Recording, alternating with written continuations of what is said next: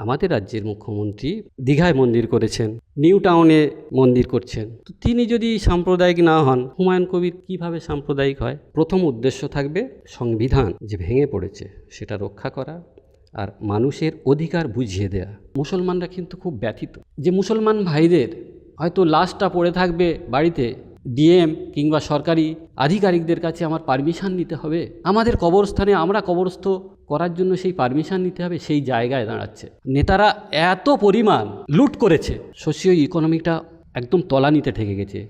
বড় লোক হচ্ছে আর গরিব লোক আরও গরিব লোক হচ্ছে। 100 জন মানুষ আমাকে সাহায্য করেছে, তার মধ্যে কিন্তু 98 জন হিন্দু ভাইরা, তারা কিন্তু আমাকে সাহায্য করেছে। এই মুহূর্তে আমি পৌঁছে গেছি দক্ষিণ 24 পরগনা জেলার বারুইপুরের কুড়িগ্রামে। এই বারুইপুরের কুড়িগ্রাম সম্পর্কে গোটা রাজ্য কেন গোটা দেশবাসীও জেনে গেছে।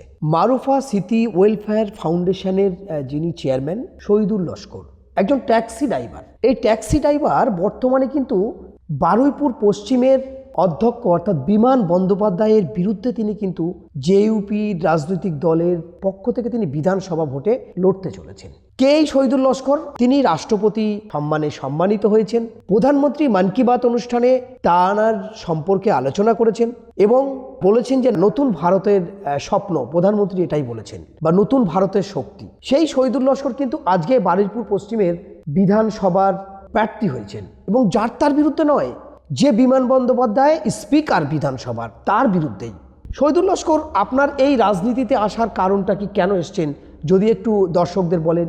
বর্তমান প্রেক্ষাপটে রাজনীতিটা যে পর্যায়ে দাঁড়িয়েছে, সেখানে যে রাজনীতির অর্থটা ভুলে গিয়ে সেখানে মানুষের উপর প্রতিনিয়ত একটা নির্যাতন চালানো হচ্ছে।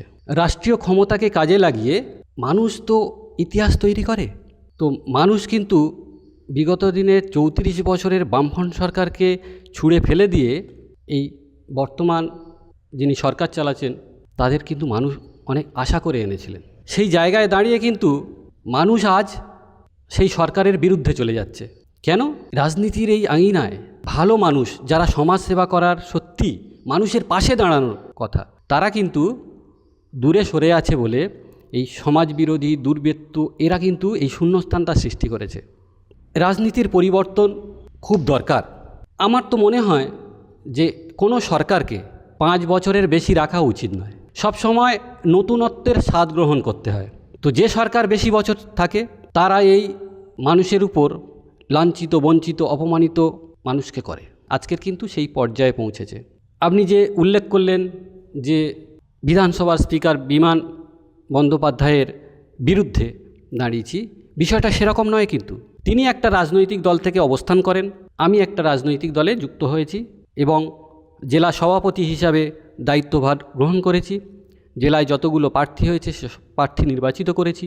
সেই দায়িত্ব আমাকে যে হুমায়ুন কবির সাহেব, তিনি যে আমার মতো এরকম একটা মানুষকে সমাজের কাজের জন্য, বৃহত্তর সমাজের কাজের জন্য যে এরকম তাঁর দৃষ্টিতে আমি পড়েছি, তিনি বুঝেছেন।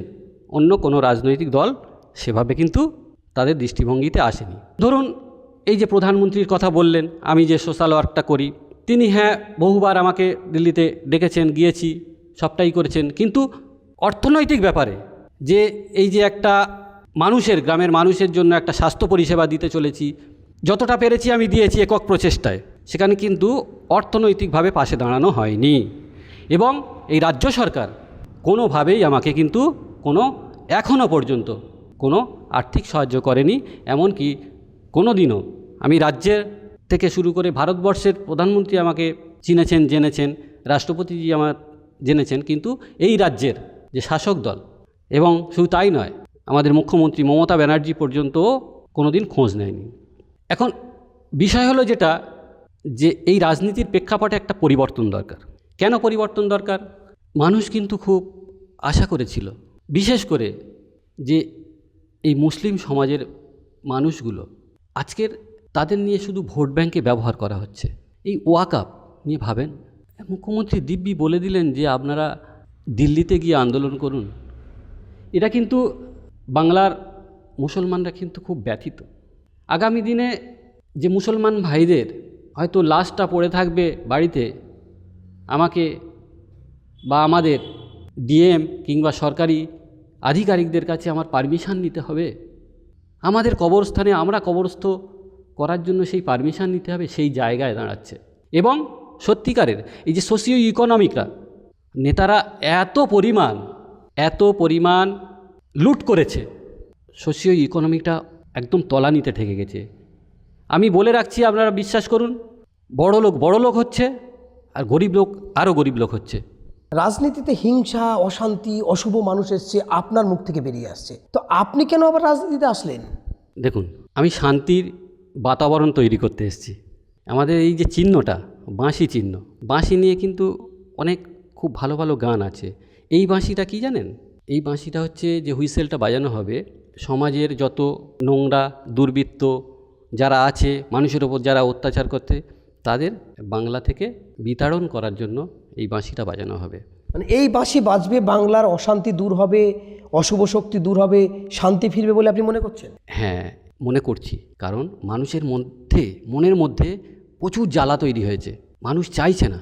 এই যারা বর্তমান প্রেক্ষাপটে রাজনীতিটা করছে, মানুষ তাদেরকে চাইছে না, শান্তিকামী মানুষে চাইছে। দেখুন, মানুষ কিন্তু সারাদিন রুটি করে বাড়িতে ফিরে কিন্তু একটু শান্তিতে থাকার চেষ্টা করে, সেই শান্তি কিন্তু আজ বিঘ্নিত। এই দেখুন, বিজেপি কিভাবে মানুষের মধ্যে সাম্প্রদায়িক সম্প্রীতিটা নষ্ট করছে। আমার তো এই কর্মকাণ্ডে আমার যদি মনে করেন যে 100 জন মানুষ আমাকে সাহায্য করেছে, তার মধ্যে কিন্তু 98 জন আমার হিন্দু ভাইয়েরা, হিন্দু মা বোনেরা, আমি যদি এই দৃষ্টিভঙ্গিতে দেখি, তারা কিন্তু আমাকে সাহায্য করেছে। কারণ তারা চায় শান্তি এবং সমাজের উন্নয়ন।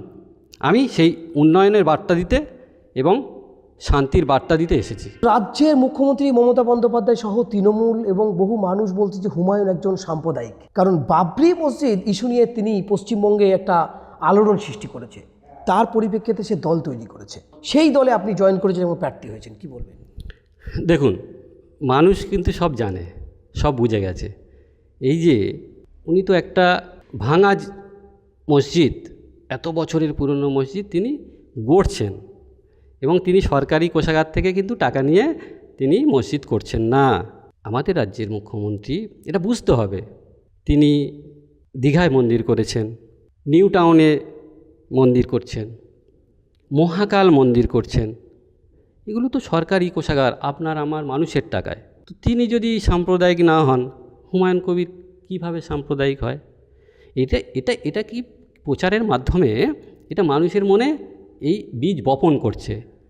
আসলে বীজ বপনটা অনেক বছর আগে থেকেই হয়ে গেছে, যে সাম্প্রদায়িক কে আর কে সাম্প্রদায়িক নয়, মানুষ কিন্তু তার বিচার করছে। আজকের মুসলিম সমাজই বলছে যে সাম্প্রদায়িক বিভাজনটা কোথা থেকে হচ্ছে, মানুষ সব ধরে ফেলেছে। আপনি যদি যেতেন তাহলে আপনার কি উদ্দেশ্য থাকবে, কি লক্ষ্য থাকবে? আমার প্রথম উদ্দেশ্য থাকবে যে সংবিধান যে ভেঙে পড়েছে সেটা রক্ষা করা, আর মানুষের অধিকার বুঝিয়ে দেয়া। চাকরির অধিকার আছে, স্বাস্থ্যের অধিকার আছে। অধিকার বলতে মানুষের নিজস্ব সংবিধান অনেক অধিকার দিয়েছে, সেগুলো লঙ্ঘিত হচ্ছে। সেই অধিকার প্রতিষ্ঠা করার জন্য আমার লড়াই থাকবে। মানুষের উপর যারা নির্যাতন করছে আইন ব্যবস্থার মাধ্যমে, যে প্রভাবশালী বলে একটা কথা আছে, এই প্রভাবশালীদের মাথা তুলে আমি দাঁড়াতে দেব না। আমি গরিব মানুষের যারা লাঞ্ছিত, বঞ্চিত, অপমানিত হচ্ছে, তাদের জন্য আইনি লড়াইটা আমি লড়ে যাব। কারণ আইনের উপর তো আর কেউ নয়, কিন্তু সেই আইন ব্যবস্থাকে রাষ্ট্রীয় পরিকাঠামো দ্বারা ভেঙে দেওয়া হচ্ছে, এটা বুঝতে হবে। কতটা সিটে আপনারা জিততে পারেন বলে আশা প্রকাশ করছেন? আপনি তো দক্ষিণ 24 পরগনা জেলার যে ইউপি পার্টির দায়িত্ব নিয়েছেন, কতটা সিটে আপনারা অনুভব করছেন জিতবেন? আমরা দক্ষিণ 24 পরগনায় এই মুহূর্তে আমরা 21টা সিট দিতে পেরেছি। 21টা সিটের মধ্যে আমাদের কাছে এই মুহূর্তে যা খবর আসছে, আমরা প্রায় 11-র উপরে এখনও পর্যন্ত আমাদের সার্ভে যা উঠে আসছে, 11 সিটের উপরে দক্ষিণ 24 পরগনা আমরা জিততে চলেছি। এবং শুধু তাই নয়, আমার বারুইপুর পশ্চিম বিধানসভায় আমি জিতব। বিমান বন্দ্যোপাধ্যায়ের মতো মানুষকে আপনি হারাতে পারবেন? আপনি কি বলছেন? দেখুন, আমি বিমান বন্দ্যোপাধ্যায়, তিনি খুব শান্তশিষ্ট, আমি যা দেখেছি, আমার এতদিনে যা সার্ভে ক্যালকুলেশন, আমি তাঁর বিরুদ্ধে কোনো কথা বলবো না। কিন্তু বারুইপুরে কাউন্সিলর থেকে শুরু করে অন্য যারা বিভিন্ন পদে আছে, তারা যা করে রেখেছে, মানুষ মানে বিতৃষ্ণার মধ্যে রয়েছে। তো সেই জন্যে তাদের বহু মানুষের সঙ্গে আমার কথা হয়েছে, তারা কিন্তু আর চাইছে না, পার্টিটাকে চাইছে না। সবসময় তো অ্যাজ এ ম্যান ভ্যারি করে না, এখন পার্টিটা যে অবস্থায় দাঁড়িয়েছে, এই পার্টিটাকে মানুষ সরাতে চাইছে। শেষ বার্তা মানুষের কি দেবেন আপনি? শেষ বার্তা দেব যে দেখুন, সিপিএমকে মানুষ আর নিচ্ছে না, সিপিএমকে ত্যাগ করুন, সিপিএমে ভোট দেবেন না। দ্বিতীয়ত, বিজেপি যে সাম্প্রদায়িক বিভাজন সৃষ্টি করছে মানুষের মধ্যে, আমরা চাই না, কিন্তু কোনো মানুষ চায় না। এই বললাম না, প্রচুর মানুষের সঙ্গে আমার যোগাযোগ এই সোশ্যাল ওয়ার্কের করতে গিয়ে, তারা কিন্তু সবাই শান্তি চায়, আমরা হিন্দু মুসলমান ভাই ভাই মিলেমিশে থাকতে চায়। সেই ক্ষেত্রে বিজেপিকেও ভোট দেবেন না। তৃতীয়ত, এই যে সরকার যেভাবে চলছে সমস্ত ক্ষেত্রে, মানুষ বিচার পাচ্ছে না। কটা বলতে গেলে ভুরি ভুরি বলতে হয়, আমি অতটাই যাচ্ছি না, কিন্তু আমি যতটা না জানি মানুষ কিন্তু তার থেকে বেশি খবর রাখে। আমাকে কিন্তু আর বোঝাতে হচ্ছে না, এটাই সবচেয়ে আমার বড় প্লাস পয়েন্ট। আপনি এত বড় একটা সমাজসেবক, আপনার এই বারুইপুরের 20 জায়গা থেকে আপনি প্রধানমন্ত্রীর দপ্তরে গেছেন, রাষ্ট্রপতি ভবনে গেছেন, রাজ্যপালের ভবনে আপনি ডাক পেয়েছেন, অনেক ভালো কাজ করেন, ট্যাক্সি চালিয়ে চালিয়ে আপনার বোনের নামে একটি হসপিটাল করেছেন, মৃত বোনের নামে হসপিটাল করেছেন, তারপরে রাজনীতিতে কেন যেতে হলো আপনার? বর্তমানে যা পরিস্থিতি দেখছি, কেউ যদি তার নিজের জায়গায় একটা বাথরুম পর্যন্ত করে, আমি আরও তো ছেড়ে দিলাম, সেখানেও মানুষকে টাকা দিতে হচ্ছে, দাবি করছে। কাকে দিতে? যারা নেতৃত্ব আছে, ক্ষমতায় আছে, শাসক দলের। যারা যে যেখানে শাসন করছে, যেখানে শাসন করছে, যেখানে বিজেপি শাসন করছে সেখানেও হচ্ছে, যেখানে এই সরকার আছে, এই সরকারের নেতা নেত্রীরা কর্মীরা যেভাবে মানুষের উপরে যে তোলাবাজি চালাচ্ছে, ছোট দোকানদার বড় দোকানদার, চাঁদা থেকে শুরু করে কালেকশন থেকে শুরু করে, তারা ব্যতিব্যস্ত, বীতসদ্য। সেই জন্য আমার যে সার্ভেতে উঠে এসছে, আমি কিন্তু আগামী বিধানসভায় আমি জিতছি 100%। বিধানসভায় মানুষ আমাকে পাঠিয়ে দেয় ভোটের মাধ্যমে, গণতান্ত্রিক অধিকার প্রয়োগ করে। আমি প্রথম বিধানসভায় যে এই বিধায়কদের যে এত টাকা বেতন, আমি প্রস্তাব আনবো যাতে একটা রাজমিস্ত্রির যে টাকা পায় আর একটা লেবার যা টাকা পায়, সেই রকম রূপে এই বিধায়কদের বেতন ঠিক করা হোক, এই প্রস্তাব আমি আনবো। কারণ এই জনগণের ভোট নিয়ে কেন এত টাকা বেতন হবে তাদের সুযোগ সুবিধা কেন এত টাকা হবে এই জনগণের টাকা নিয়ে? এটা আমি এখন থেকে প্রশ্ন তুলে রাখলাম। আর আগামী বিধানসভায় যদি মানুষ আমাকে আশীর্বাদ করেন, তাহলে আমি এই প্রস্তাব বিধানসভায় পেশ করব সবথেকে আগে। আচ্ছা, আপনি যে দাঁড়িয়ে গেছেন বারুইপুর পশ্চিমে বিমান বন্দ্যোপাধ্যায়ের বিরুদ্ধে, ভোটে লড়তে যাচ্ছেন, পোস্টার পড়ছে, আপনার হ্যান্ডবিল চলছে, সোশ্যাল মিডিয়ায় দেখছি, আপনার কোনো শাসক দলের পক্ষ থেকে কোনো হুমকি বা কোনো অশান্তিকর অকুরুচিকর মন্তব্য কিছু কেউ করেছে বা এসছে আপনার কাছে, কোনো হুমকি এসছে? না, কেন আমার কাছে হুমকি আসবে? আমি তো কারোর ক্ষতি করে রাখিনি, এবং শাসক দলের কারো অনেকের উপকার করে রেখেছি, আমি কারো ক্ষতি করিনি। কেন আসবে? এটা আসার কথা নয় তো, কাঙ্ক্ষিত না। কিন্তু ভাঙড় আর ক্যানিং পূর্ব যে অশান্তি হচ্ছে আপনার পাশেই একদম, সেটা থেকে আপনি কি বলবেন? এখানকার রাজনীতি আর ওখানকার রাজনীতি সম্পর্কে কী বলবেন? ভাঙড় আর ক্যানিং এই দুটো জায়গায় সরকার এমনভাবে সিস্টেম করে দিয়েছে, দুটো জায়গায় কিন্তু সংখ্যালঘু এরিয়া, সেই এরিয়াতে সংখ্যালঘু আর সংখ্যালঘুর দ্বন্দ্বটা বেঁধে আছে, তাই এত উত্তেজনা। যদি সত্যিকারের যে মানবিক মুখ্যমন্ত্রী বলা হয়, তিনি যদি চাইতেন, তাহলে ভাঙড় ক্যানিং এত জায়গায় সেখানে খুব ভালো প্রার্থী দিতেন, যারা নম্র ভদ্র, যারা শান্তি চায়। মুখ্যমন্ত্রী বলেছেন, আমরা বলছি না, যে শওকত বোম বাঁধে, তুই তো মারামারি করিস। আচ্ছা, আপনি ভাবুন তো, কোথাও যদি মারামারি হয়, কোথাও দাঙ্গা হয়, আপনার ছেলেকে আপনি পাঠাবেন যে ওই দাঙ্গায় যাও? তো বিষয়টা অনেক বোঝার আছে, এটা কিন্তু মানুষ বুঝতে পারছে। কিন্তু এখনও মুসলিম সমাজটা তো অজ্ঞতায় ভরে আছে এখনও, যার জন্যে এই অবস্থা। কারণ শিক্ষা দীক্ষায় তাদের পিছিয়ে রাখা হয়েছে, অর্থনৈতিকভাবে পিছিয়ে রাখা হয়েছে, বেকার করে রাখা হয়েছে। শুধু এই সরকার নয়, কিন্তু বিগত দিনের বামফ্রন্ট সরকার থেকে শুরু করে সুপরিকল্পিতভাবে এই মুসলিমদের পিছিয়ে রাখা হয়েছে, তার জন্যে এই দুরবস্থা।